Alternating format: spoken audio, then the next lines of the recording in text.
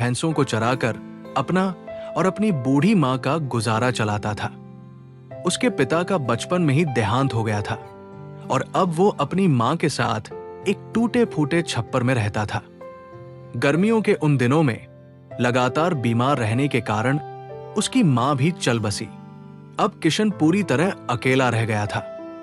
गर्मियों में घास भी खत्म हो चुकी थी, इसलिए उसे गाय भैंसों को चराने दूर दूर तक जाना पड़ता था।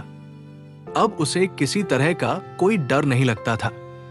गांव वाले जिस श्मशान की तरफ शाम होने के बाद जाने से झिझकते थे, किशन बिना किसी डर के उधर चला जाता।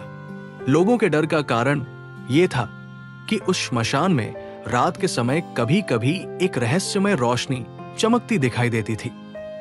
एक बार किशन ने अपनी मां से इस रोशनी के बारे में पूछा था। तब मां ने उसे कसम देकर श्मशान की तरफ न जाने के लिए मना किया था। पुराने समय में कसम का बहुत महत्व था और लोग कसम न तोड़ने के लिए जान तक दे देते थे।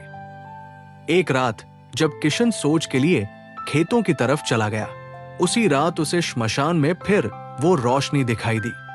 अब उसकी मां नहीं थी, इसलिए कसम का भी कोई मतलब नहीं रहा।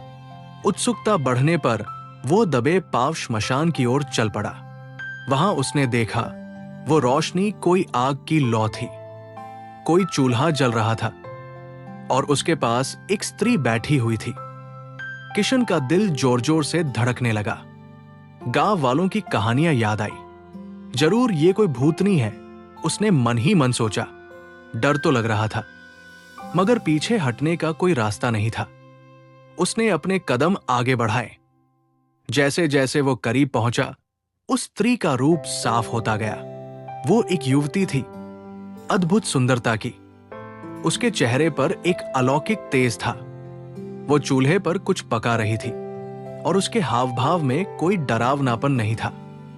किशन हैरान था, इतनी सुंदर औरत यहां इस उजाड़ श्मशान में क्या कर रही है?